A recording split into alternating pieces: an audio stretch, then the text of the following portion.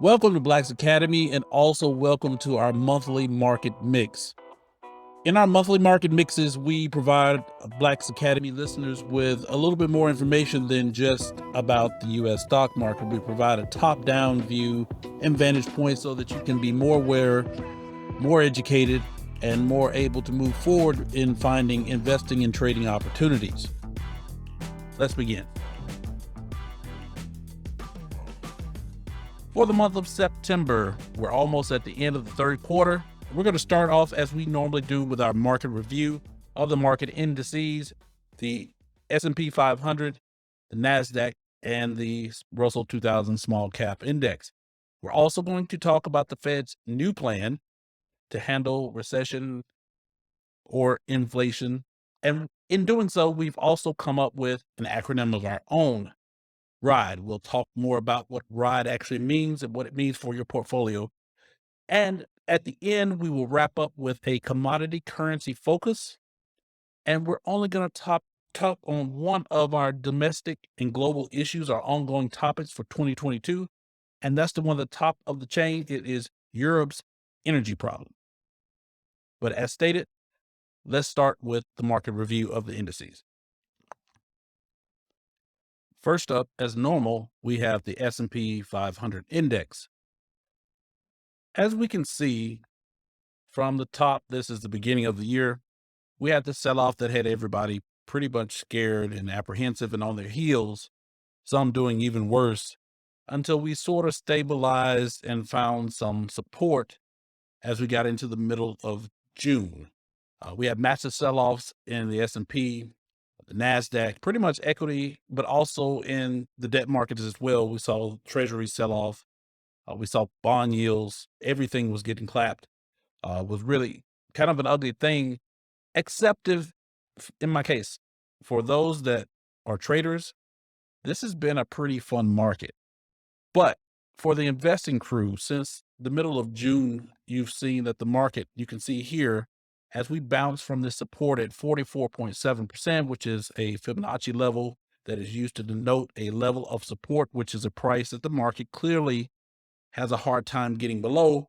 We've shot pretty much straight up, and we've come back into a resistance point. And since then, since the middle of August, so we had about 2 months of everybody thinking that the market was going to come back.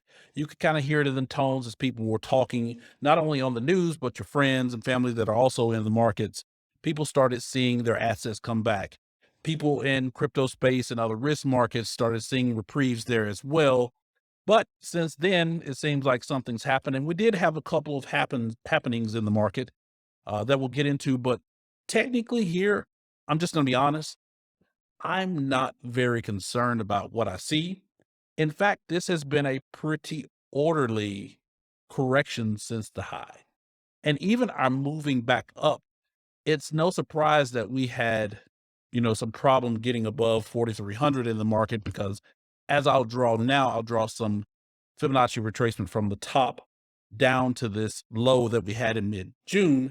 And you'll see that some of our favorite Fibonacci levels will show themselves as being markers of market behavior. Now, if you're not familiar with these white and blue lines that I'm referring to as Fibonacci retracements, you probably need to check out some of our courses. Our Foundations of Trading course will tell you more about this and how to use it and have it as effective analysis for your own edification. But I'm going to take some of these lines off here that are not very important. As you can see, this 57.3% level, which comes back into an area of price action that was once support, even before we got into 2022, you can see that this level was significant and the price has dropped. To be honest, nobody can ever know for sure, but I think as long as we stay above this level, the level to beat really has always been 3,800, which you can see by this 38.2% retracement level. And it got a little bit low that as we headed into June. The 44.7 has really buoyed the market, technically speaking. But I think we can come back into this area safely and still not have any red flags. There's a level on here that I'm actually missing that I'm going to highlight just for purposes of the future. And that's the classic 61.8% level. I don't think we'll get down here, but if we do, that denotes a completely different scenario. It actually starts to get a little fuzzy if we get down here to 3,500 on the S&P.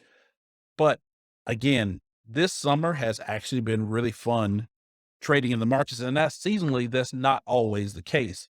I'll show you another look of the market. This is from a daily view, but I'll show you just from a smaller view, from a trader's view, or a certain type of trader view, what we were looking at as well. Getting closer in and now looking at the SPY, another ETF that tracks the S&P 500, you can see some of the markups here. And I just wanted to show this briefly to show that some of the patterns that I love to see, some of the price resistance and support zones really played out during the summer. And it made this a really fun market for those that are nimble in the markets. And for those that are not, I would just really encourage you going forward that the market seems to be behaving more along the lines of what, technicians would say the chart behavior looks about right.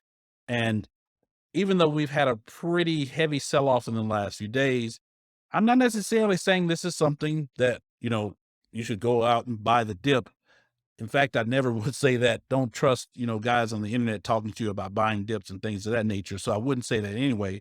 But I would say again, look for the support that we had mid-June to sort of hold, and anywhere in this range. As I translate from the SPX to the SPY, I still think that it's a 380 here down to 360 is roughly the range that we would look for the market to go back up.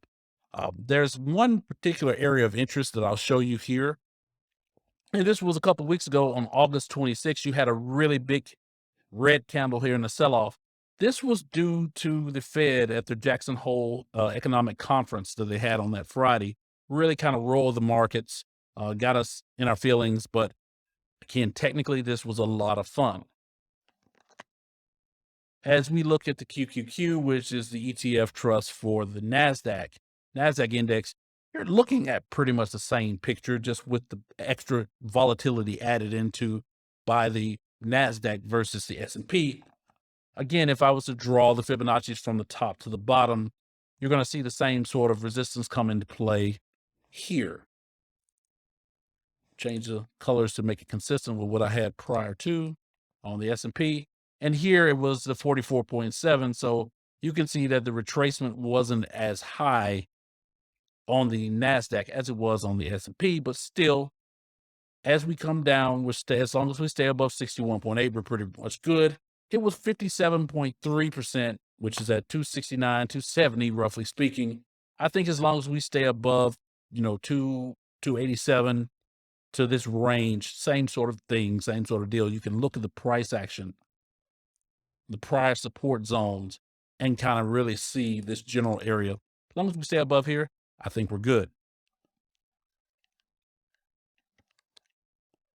Now, again, this is a chart that is showing the NASDAQ's futures, which is the futures market version of the NASDAQ. This is something that I personally trade for myself and others going forward. And I just wanted to emphasize that this has been a really a fun market to trade. It has been a trader's market for the summer. That's going up because even as we've gone up, it looks like a lot of whipsaws. But as you can see, there's been a lot of touches of these colorful lines, which again are points of support and resistance at different levels of intensity as we've gone up the market. For those that trade like we do, that has offered us tremendous opportunities over the last 2 months to get in and out of the market in a fairly routine, very systematic type way. I can never be certain that the market's going to, support that going forward, but it's really good to recognize these spots as you get them. And one thing to emphasize, that same day where we had that big sell-off in the market, and we'll talk a little bit why that is as we get into the more macroeconomic part of this monthly market mix. But a lot of investors and traders too get lulled into market action. Whereas really quickly, I'll show you here the type of back and forth action that you see in the markets as it moved up during the summer through July into August, culminating in the top of August, middle part of August. This initial sell-off, and especially this move here, as we move back, and I know it may be a little distracting, but as you can see, the price spiked into these lines. This is classic technical behavior of the market basically working on its own. The culminating excuse here was the Fed coming out at that economic forum and Jackson Hole saying that although they were looking at maybe having inflation peaked in the near term, all the indicators seem to suggest so, the Fed expects inflation to remain elevated. So what he's really saying is the rate of inflation that we've been feeling, the the actual speed at which, or the acceleration at which prices have gotten more expensive in goods and services and utilities and energy costs, everything that has slowed down, but the actual cost of them staying high is seemingly going to be here for a protracted period of time. The markets didn't like that. As a trader, I love this. I love this sell off because we were able to sell into it and make a profit. Same thing as we come back through here, roughly at the end of last month, and we were able to come down to the lows. But as you can see, we're starting to come back into the area. Even as traders looking at it, we may find some support in the near term. But I just wanted to show this chart to show that there's many sides to this market game. As an investor, you can learn some stuff. As a trader, you can learn some stuff. And at Blaxe Academy, we offer it all. So come see us. Lastly, in these types of charts, I didn't really pay too much to our small caps. Early in the year, I was looking at the small caps as a proverbial canary in the mine to show where the other indices, the tech stocks and the NASDAQ and the general market, the S&P 500, where they could have been going wrong or showing us some miscues. But as you can see, this chart looks about like the others, at least at this level. And it's showing basically the same path. We've come up, we've hit a resistance. Now we're heading lower to find hopefully support right around this area, 173, maybe 170.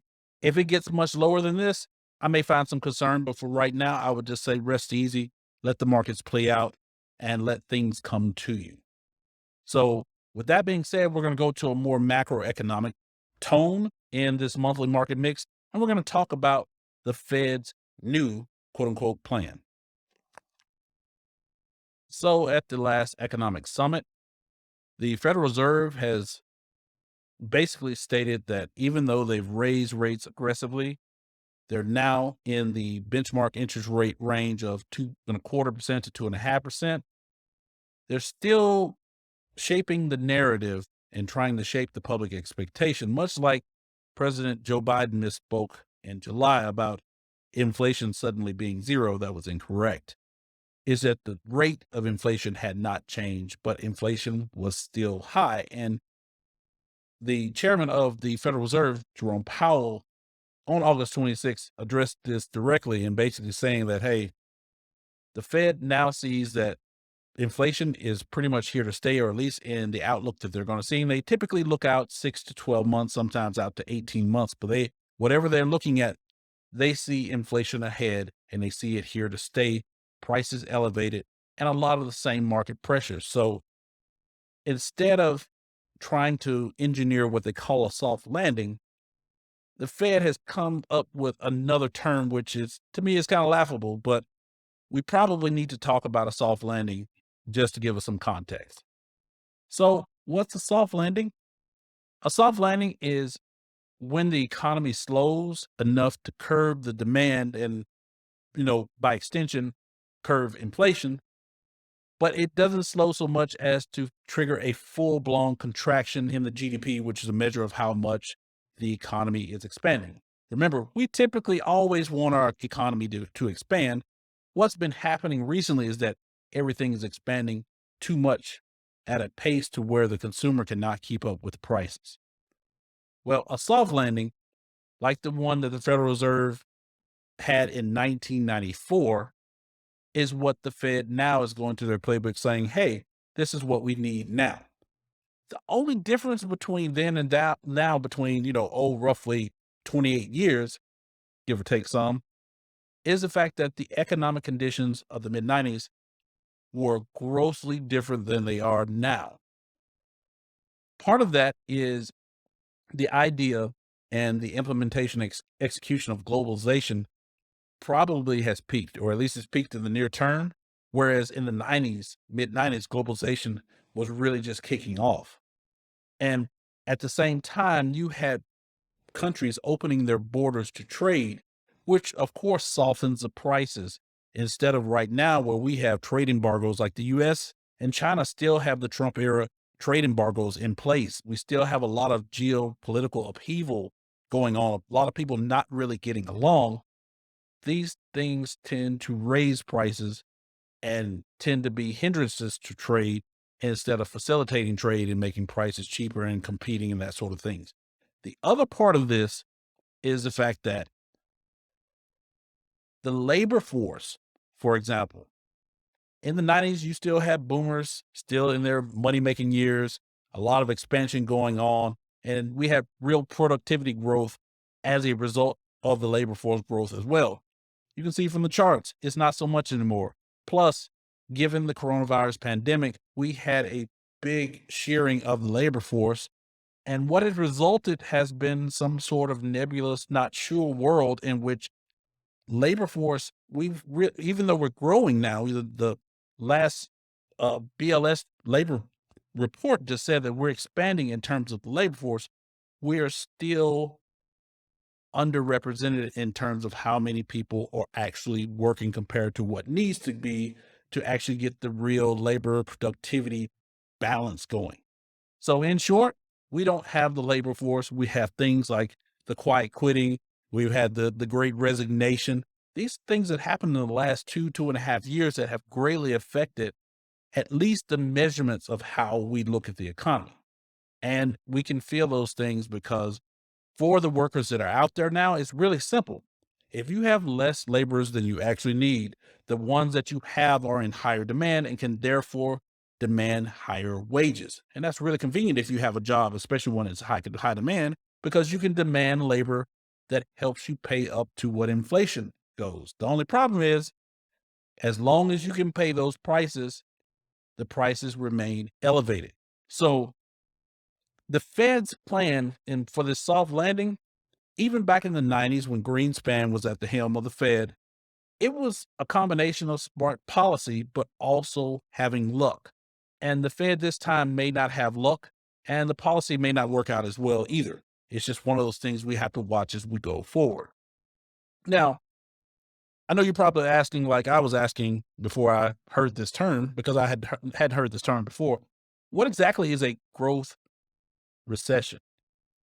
Well, it's really an almost recession. What you really want is for economic production, growth, expansion to slow down a bit, but not to stop. It's like, again, going in a car. Instead of going at 70 miles an hour, you much rather go at 25 miles an hour instead of stopping, or even worse, going in reverse, which could be dangerous. The same thing is what the Fed wants to do. They want to slow it down. And honestly, one of the strange byproducts of this is the Fed and a lot of, well, the Fed won't come out and say it, but a lot of economists are saying that we need more or higher unemployment, which is, again, it's another weird situation where companies are more apt to fire than hire. That's not the case right now. Companies are looking to hire more. The Fed wants to reverse this without grinding the economy to a halt. To me, it's an unenviable position, but I guess that's why the Fed governors do what they do, and this is why I trade and invest. But keep this historical. As we look back all the way back to 1965, we can look at some of this almost as nostalgia for some of us who may be market historians. But you can see that the Fed doesn't have necessarily the best track record when you look at its Fed monetary policy cycle, which is a cycle between it raising rates to address the issues and contracting rates to address the issues. So the probability is up, of the Fed actually hitting this is out to lunch. I don't know. We'll be watching, we'll be waiting, but I'm not necessarily going to be betting on the Fed to stick this growth recession, soft landing, whatever they want to call it. I'm going to be looking for the Fed to actually try to shape the narrative to the public that they're just going to be in control. So the question remains, has inflation peaked? According to consumer price inflation, the indicator that basically looks at a basket of goods to measure how much they've grown over a certain period of time, has shown that we've come off of a peak in June of 9.1% in the United States, and it's quote unquote slowed to 8.5%. And there's a lot of reasons, one of which to me is a big one is energy, that thinks that energy prices have come down considerably, and energy prices were a big component in the headline CPI number. So if energy prices have come down, and you probably have noticed in or at the pumps rather, there's a good chance that the CPI, which denotes inflation prices, is coming down, and inflation really has slowed. But as the Fed is looking at, as we can see and still feel, the economic pressures in this condition, they stay. They're still here. And nobody really wants to admit this, but there's still a chance for an acceleration of inflation. I want to look at a couple other things as well. Again, the big piece of the CPI component that has been driving it for at least the last 12 months has been energy prices. And you can see it everywhere from your utilities to, of course, transportation costs to everywhere. But energy has been a big one. But don't discount food prices as well. Food prices have been kicking people's butt for at least a year, and it looks to stay elevated. Part of that is because of some of the global situation that we have with trade, but also with climate and weather, not just here in the United States, but around the world. Now, before we leave the topic completely, I want to take a moment to look at one of the charts.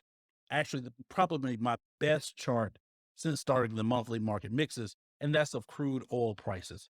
The reason I bring up crude oil prices is because, as we were just talking about in the CPI, energy is the most outsized component as we're looking at the quick rate of change in inflationary prices in the United States and across the world. One of the huge factors in that was crude oil, the rise of crude oil. And we know why it rose in the beginning of this year, but I'd like to point back to even December of 2021. And even further back, the further back you go, you can see that crude oil prices were rising as risk assets like equities and stocks and things were rising as well.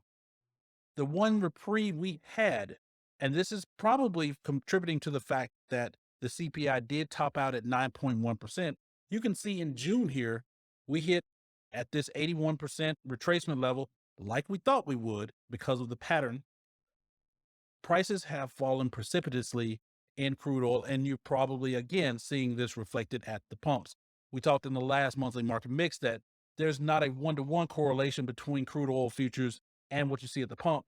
There's actually an RBOB gasoline component that comes in between there. It's a really interesting study.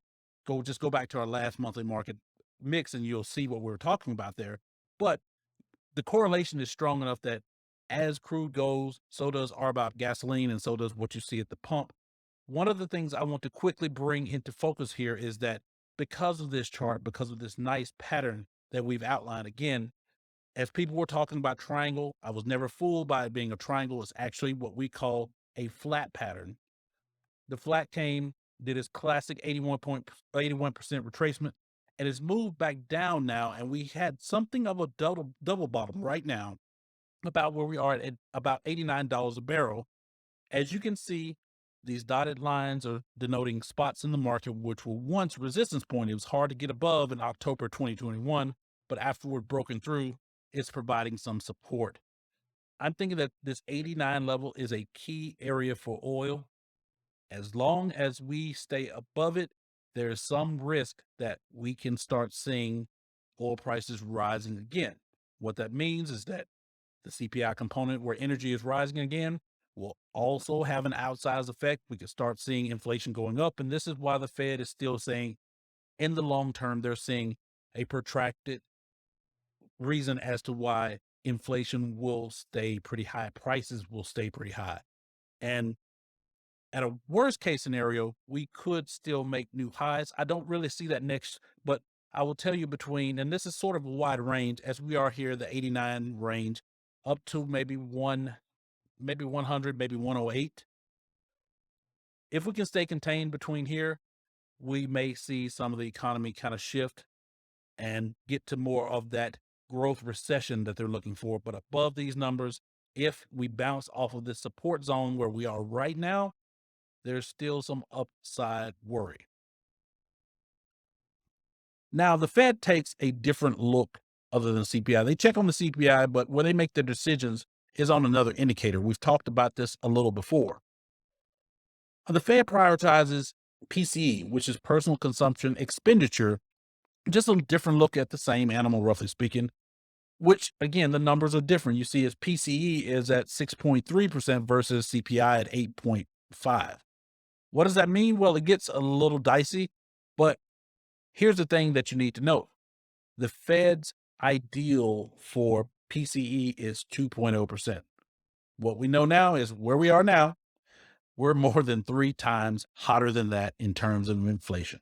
That has the Fed concerned, that has them at the ready to handle inflation. And the way that the Fed handles inflation is through monetary policy, which means that even though they're probably going to pause on the rate hikes because they were really aggressive over the summer, there's a chance that the Fed still can push some more rate hikes in the future if they see so.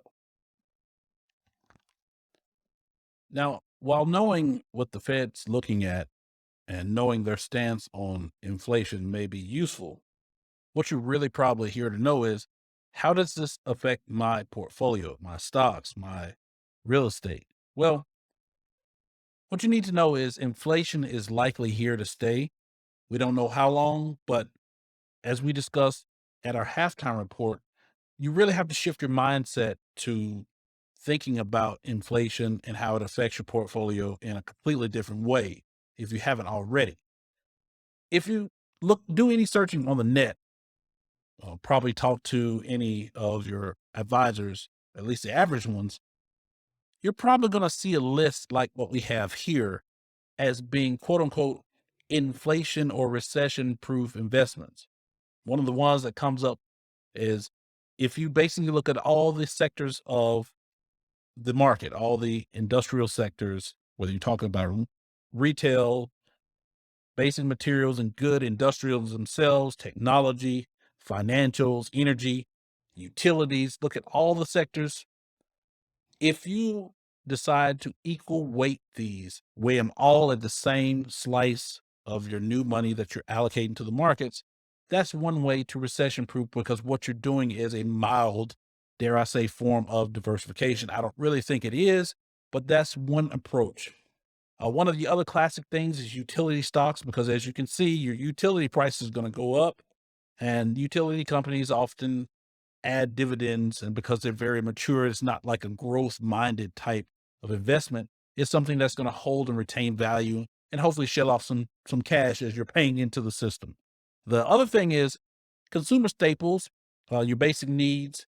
These are also very classic plays. Healthcare, real estate is considered to be an inflation hedge. Value focused investments in general, but ETFs and mutual funds, which are collections of individual stocks within that same value categorization, are considered to be, inflation proof investments. Also, small cap stocks and U.S. treasuries.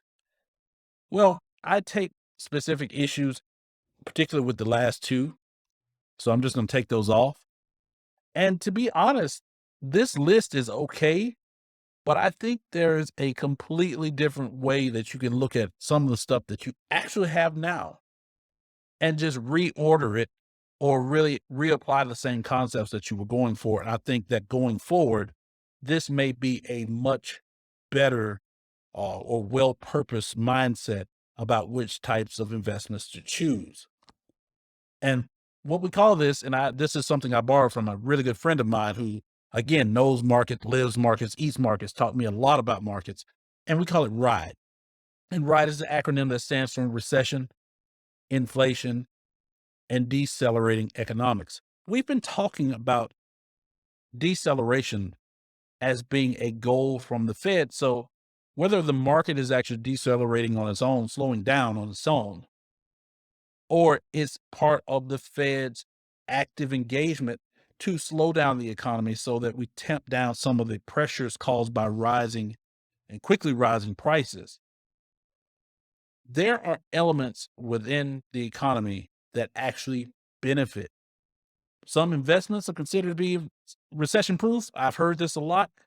You know, I try to be leery of those things when you say it's proof or there's a guarantee. Anytime you talk about investments and you use the word guarantee, you're probably barking up the wrong tree. But there are businesses that fare well with rising inflation costs. You just have to really think about it in a completely different way.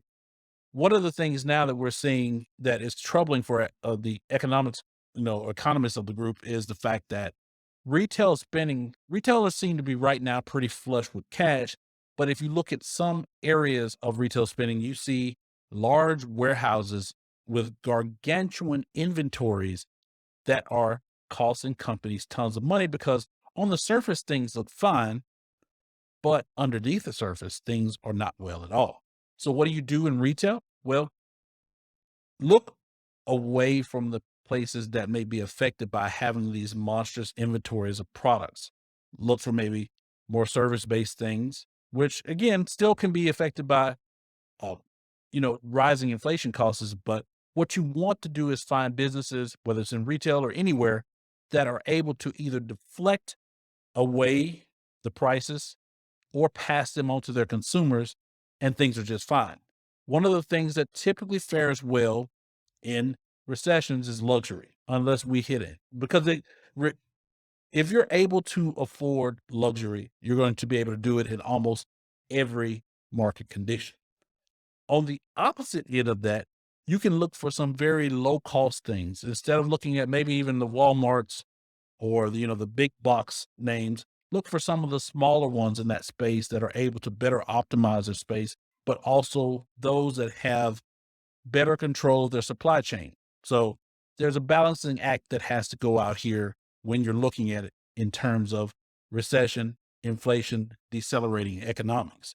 Now, I know some of you, probably most of you, are looking into a lot of areas where you've had growth stocks. One tempting area, this is one area that people say don't invest in, and I'll say it's technology. By and large, I would probably tell people to stay away from technology.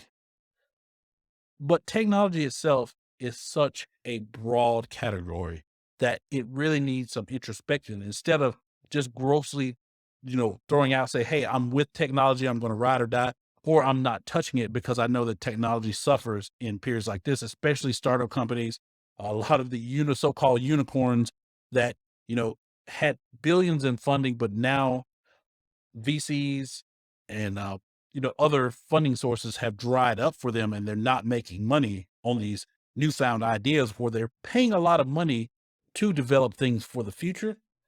You can still stay away from those, but there are some areas, even within technology, that are going to be relatively recession proof.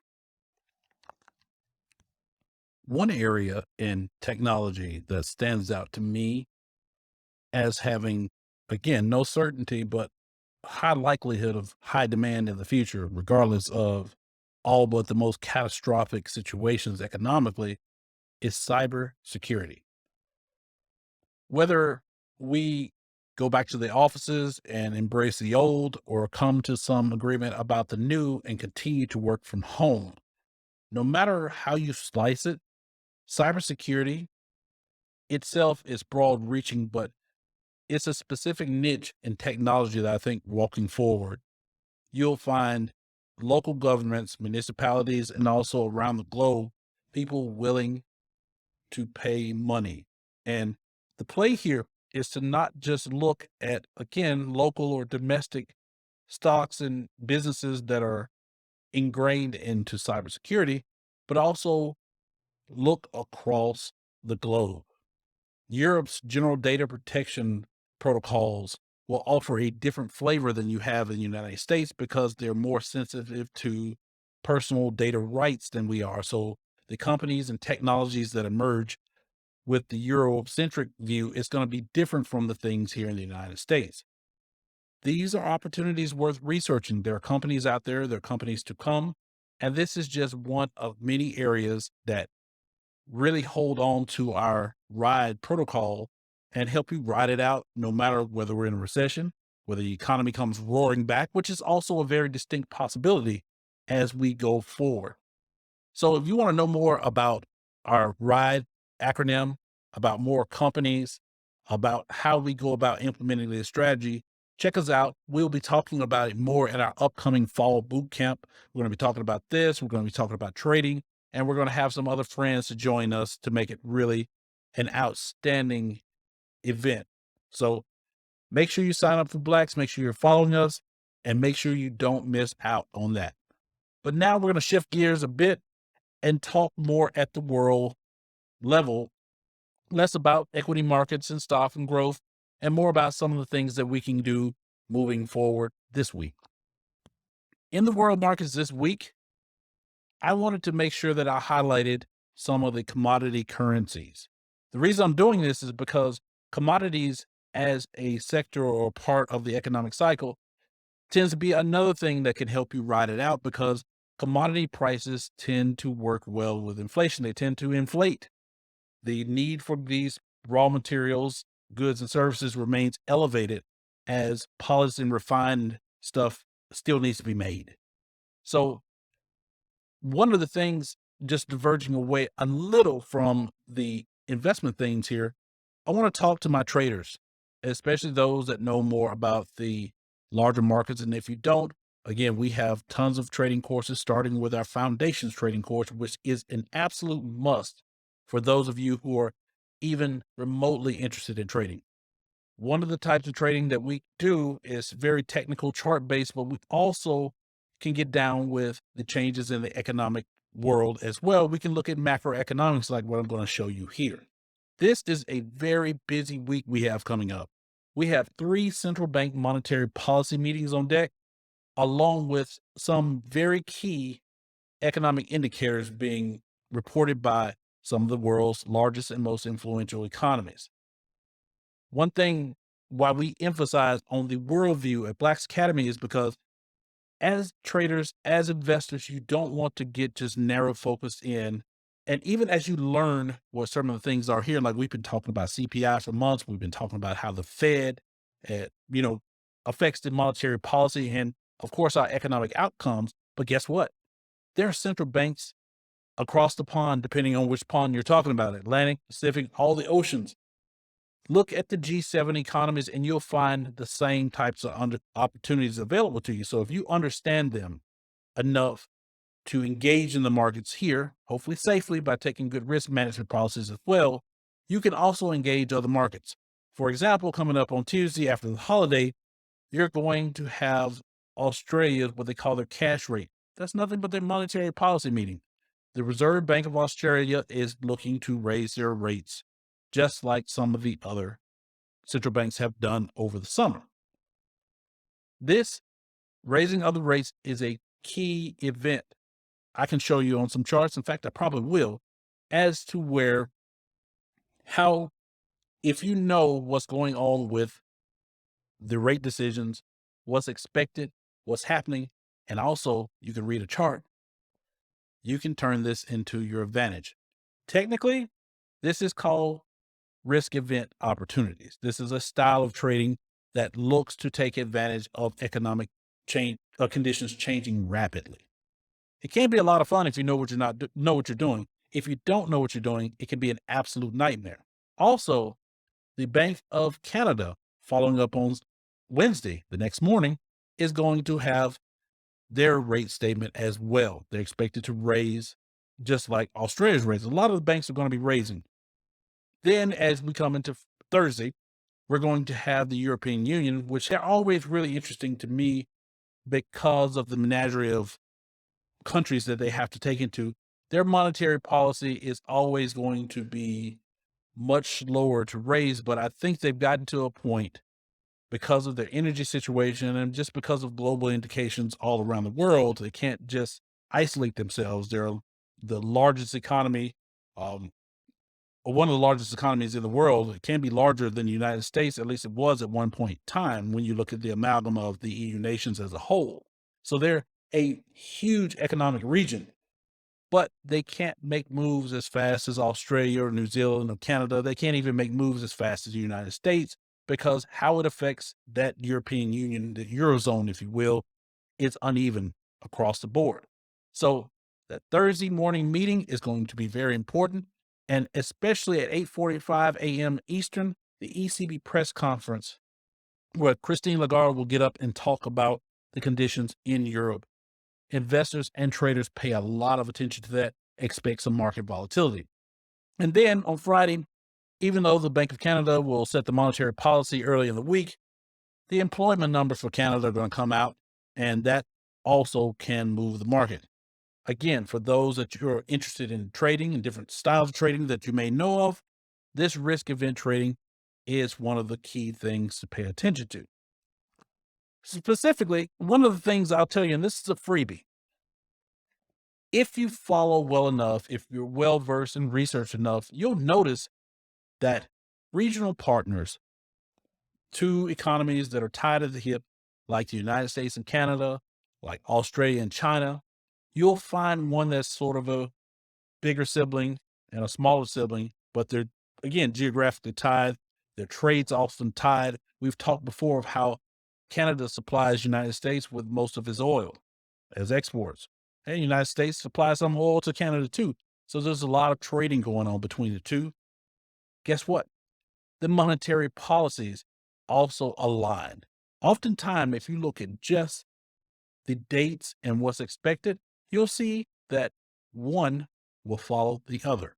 I don't want to spoil it for you, but you can kind of see it here. If you look at the dates on the calendar and look at the actual changes to the rates, you can see that here in March, Canada had their rate decision on the 2nd, where the United States followed a 2-day event. And typically in the United States, it is a 2-day event on the 15th and 16th. You can see that both ended up changing. Canada changed again their monetary policy, bumping it up when they had the meeting in April. Well, the United States did not have a meeting in April, but they followed in May and made a subsequent change of 50 basis points or 0.5%. Same thing kind of goes on, and you get the drift as we go through the meetings. Well, as we're coming up on the 7th, this week, the Bank of Canada is expected to hike. We'll see what happens. The United States Federal Reserve will follow on the 20th and 21st. As traders, you have to craft your narratives and your hypotheses and come up with a trading plan. But little clues like this may be able to give you some edge or give you some informational advantage that lets the trade come to you instead of you trying to force some things and make a mistake. Remember, the Bank of Canada is basically the monetary policy or central bank for Canada. We talked about having commodity currencies. Well, Canada is a commodity-based currency. They export a lot of things. Namely, one of those things is oil. This is one of the plays that I think, as we look back, and I won't show any of the specifics, that a lot of people may be interested in, and it's something that you can take advantage of.